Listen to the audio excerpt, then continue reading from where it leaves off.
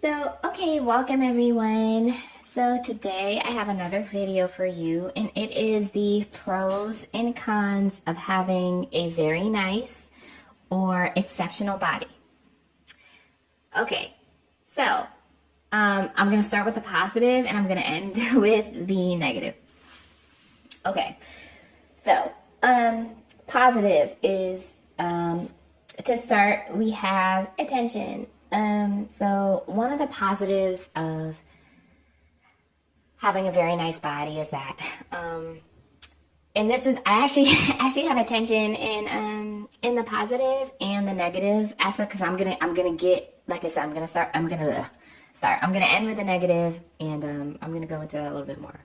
So with the positive, people notice you. I'm in a major metropolitan area. People, you stand out, right? Most people are, average looking. So if you have an above average body, if you have a very nice body, you're going to stand out. All right. So that's one thing that can be positive. Under positive, under number 2, I have free stuff. I have been, a month or so ago, like I was in like this salad shop, somewhere in Manhattan, and this unambiguous black man who worked there, I could believe he was from Jamaica. He had locks. I currently have locks in myself. Jamaicans tend to have the Caribbean men in general have a liking towards me, and I don't. Girl, that's a whole.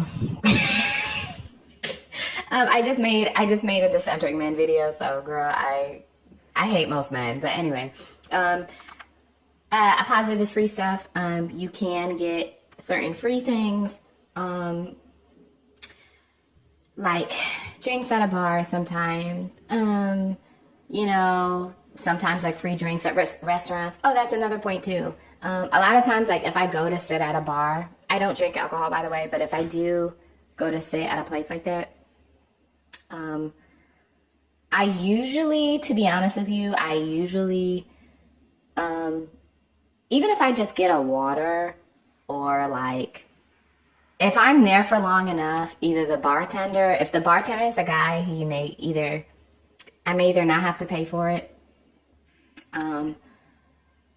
or if it's like, if I'm in a bar type setting, and it's not like a couple's night, and there's single men in there, especially if he's a man of color, like if he's black mixed, or like an MLS man or something like that, I'm probably not going to have to pay for my drink. I'm just going to be honest. Especially if he's sitting next to me or something like that. That tends to happen. So you can get some free stuff. That's the second point. Okay. Point number 3. Ambassadors on Instagram. So at this point, I've been contacted, and these people contact a lot of people, but I've had at least 2 offers so far within the past like month or so. One of them was not necessarily so legit, but the other one was of basically brands on Instagram contacting you. They give you a code, you can get free items, and once you get those free items, like they just ask that you like post some type of pic of you wearing their item. But some of these brands, like, they'll give you like $600 worth of like merchandise. So that is a perk, particularly if you're like on Instagram or do some type of social media modeling type stuff. Sometimes I have you pay for shipping though, which is to be honest, I don't agree with, but it just depends. So that can be another perk. Perk number 4. Some people will want to either talk to you or be friends with you.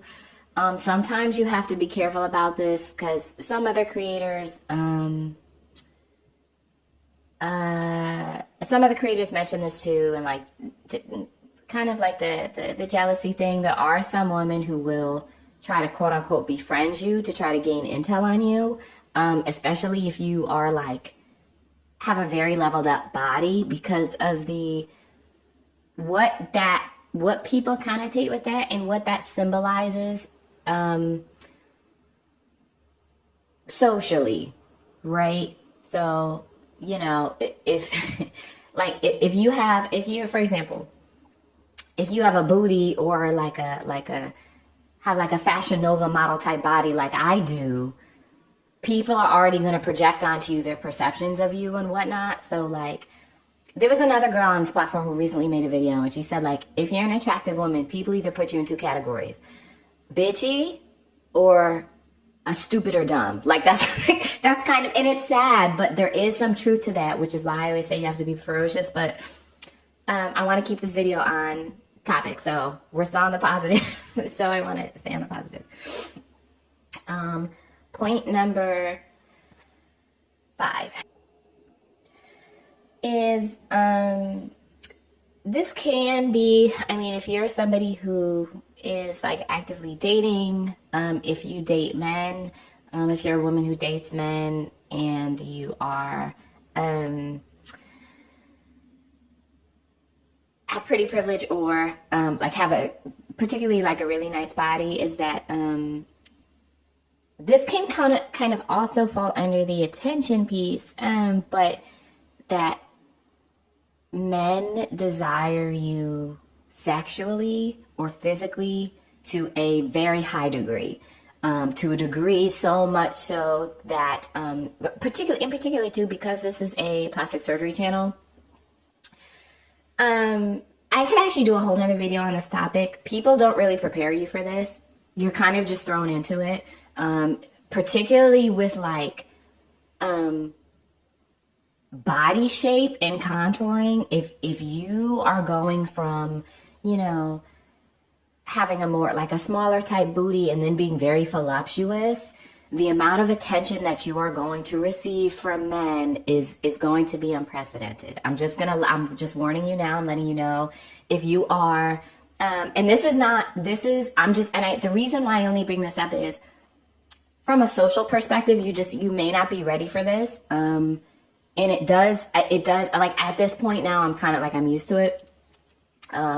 But at first it's a little,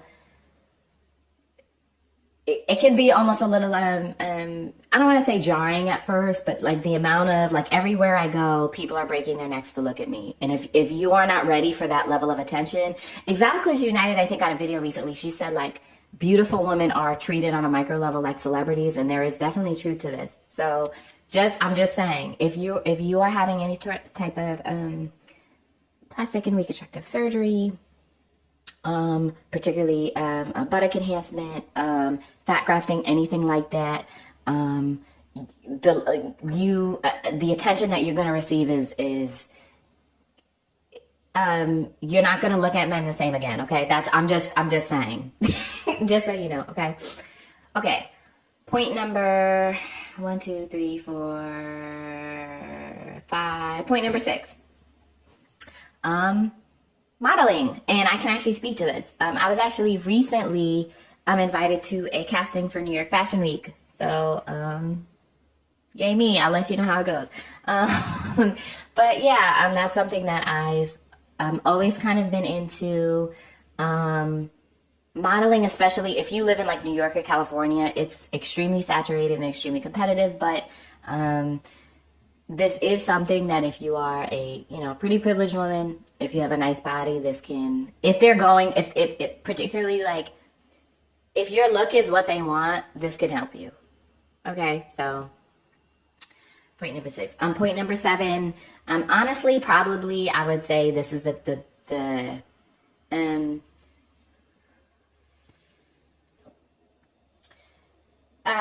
I would say that this is the greatest, if out of all of these pros, is confidence.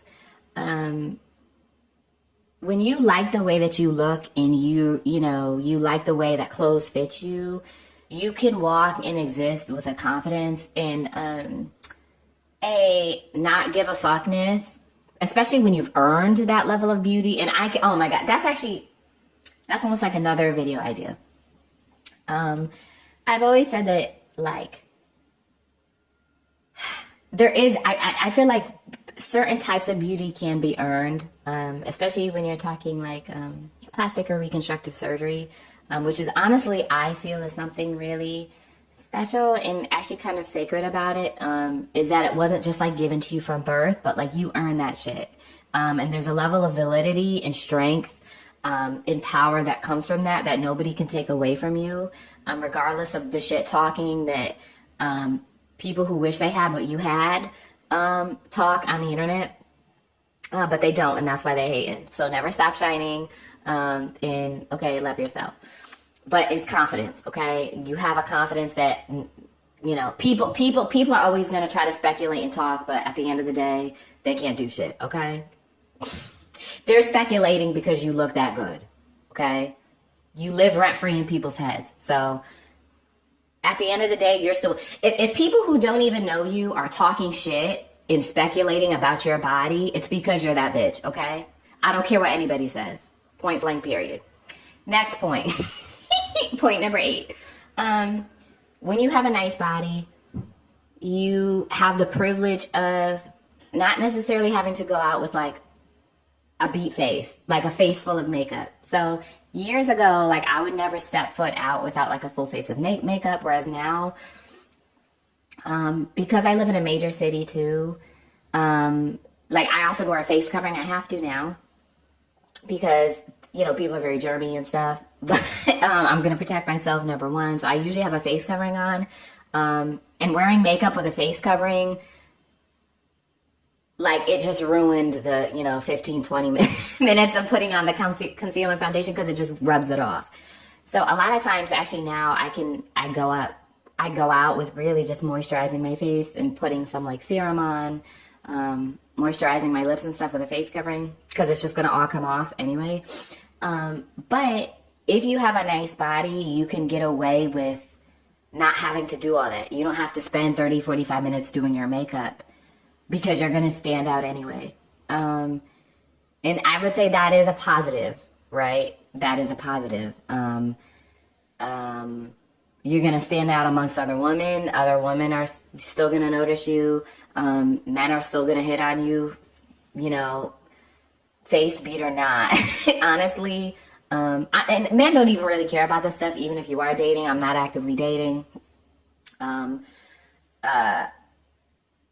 I find most men repulsive, but that's that's for a decentering men video. Okay, and that brings that wraps up the positive aspects. Okay. Now for the negative. Okay. Number 1, attention. And this is the not so positive parts or the negative parts of attention, okay? So from other women, for example, if you have a very nice body, the reality is you are going to attract some type of envy from many women, if not the vast majority of women. And I hate to say this, but at almost 30 years old, living in a major living in New York for the past 3 years and living in another city 6 years before that, I can tell you this, unfortunately, if you're in a public space, you know, most women have some level of insecurity about their bodies. So whether they're consciously aware of it or not, if you have an exceptional body, whether consciously or subconsciously, most of these women are going to be comparing themselves to you to some degree, whether consciously or subconsciously. So, that's just something to be aware of. And under this jealousy, I also have certain friends or people who follow you on social media, for example. Watch out for quote unquote monitoring spirits, what some people call them. There are some girls who, for example, even have followed me on IG. Some of them are gone. Some of them I removed. Some of them I've hid my story from because I didn't like. If another woman is following me and constantly watching my stories but never shows support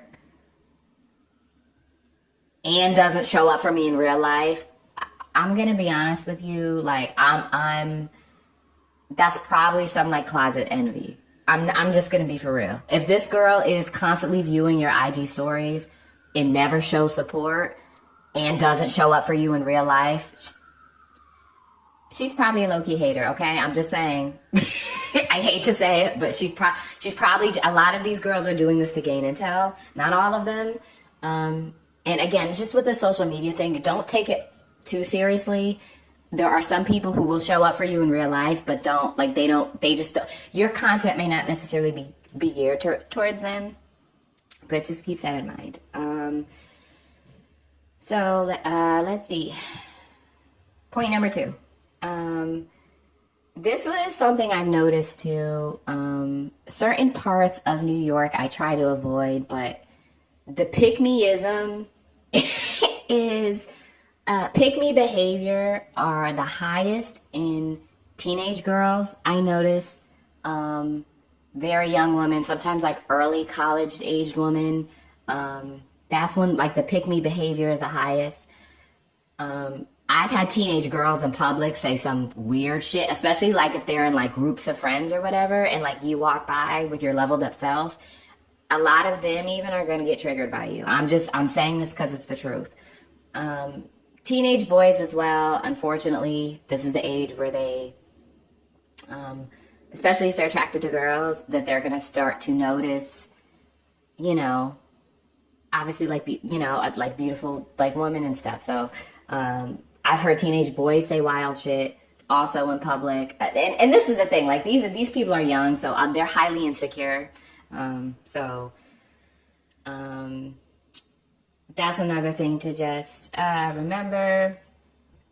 I'm gonna get I've divided this into 2 parts: the negative aspects of the woman and the negative aspects of dealing with men, because both of these points are very important. And in certain behaviors manifest themselves differently in men and women, but they're currently like at their core, they're all coming from a place of insecurity. Okay, so that's why I divided this between some behaviors from women and femmes and from the men. Okay,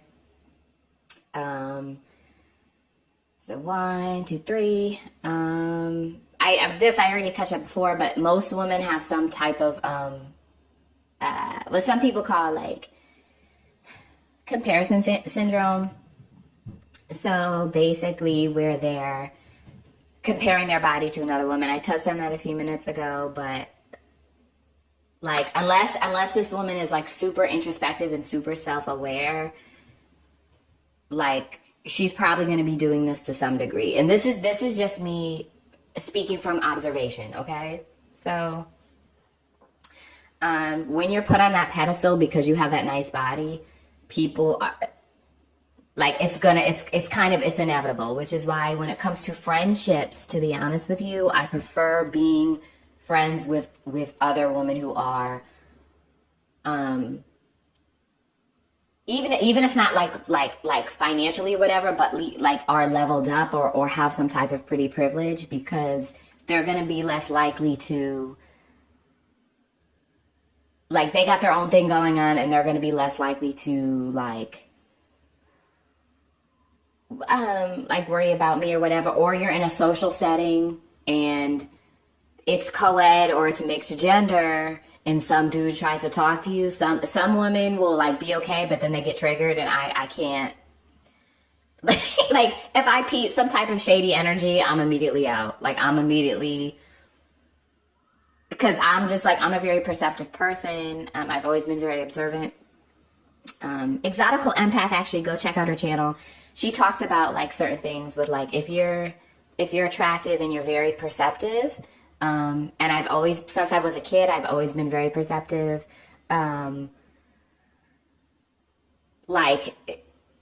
Just certain things that you're going to pick up from people, and like you pick up on energy shifts and stuff. So I can read people like a book. So that has also been my greatest skill, but that could be a whole nother video. Okay. Point number 1, 2, 3. Okay. Point number 4. I've been in also situations where like sometimes like you walk in a room or it may be an employment setting or, honestly, like, there's even been spaces where, like, I was in a shelter because I didn't have a place to go. And like the female staff would like roll their eyes at me when I walked by and like real like bullshit. And it's like, where is this coming from? Like, what have I ever done to you? Nothing, nothing but exist. But they're already perceiving you as like, oh, this stuck up diva and whatever, just because you look good. Like, bitch, nobody wants to be here. Mind your business, okay? Like, this shit is wild. Point number 5. Oh, I already touched on this. IG monitoring. Just be careful of like monitoring spirits and stuff. Okay, next point, we're going to talk about the men. So, the men. Okay, insecure men. If you are a woman, particularly if you have a nice body, okay, and are very pretty, a lot of men, highly insecure men, will try to degrade you, okay? This is something that I have zero tolerance for. I don't deal with it. As soon as I see a sign of this type of shit, I call it out, okay? Negging is a form of degradation, and it's time that more women and femmes who date men start calling it that, okay? That's not acceptable, okay? Any man who tries to like, I've had like darker skin, unambiguous black men call me bougie, stuck up. There was this one guy, I was walking down the street, right? I think this was about a little over, this may have been like 2 years ago or something. I was walking down the street and this was like this young dude. I think if I had to describe his ethnicity, he may have been kind of like, he may have been like a white passing Latino or something. So because of my phenotype is I'm high yellow, I do get a lot of attention from Puerto Rican men in particular, and Latin men. A lot of them are shorter than me because I'm 5'11", supermodel girly, but a lot of them still are very, I guess, attracted to my body shape or whatever, and my complexion. So I think a lot of people, but again, because I'm ambiguous looking, a lot of people read me as maybe being mixed or non-black. So that does affect the race or ethnicity of men who do like notice me or try to talk to me, but that's for one. But anyway, this dude was a piece of shit, as usual. So he tried to get my number, whatever, and I basically said why I was walking down the street, and he was like, oh, like he was like super insistent and super pushy, and I was like I was basically like, no, I'm good, like, because I already knew where this was going, and this guy was already being like super pushy, and I didn't like that. And he didn't respect boundaries, and that's already a no for me, okay? Because, like, if you're asking for my number and I'm already, like, I don't, like, why should I give you my number? Like, tell me about yourself. He was like, just take the number down. Just take the number down. What's the problem? Just take the number down. I'm just like, yeah, you're giving, like, rapist energy right now, and I'm not, I can't, I don't fuck with that. So then this guy starts following me down the street, and then he's like, why? And then he starts getting visibly angry. And then I just said no or whatever, and I keep walking. And then this guy tries to like yell some sort of like insult behind me.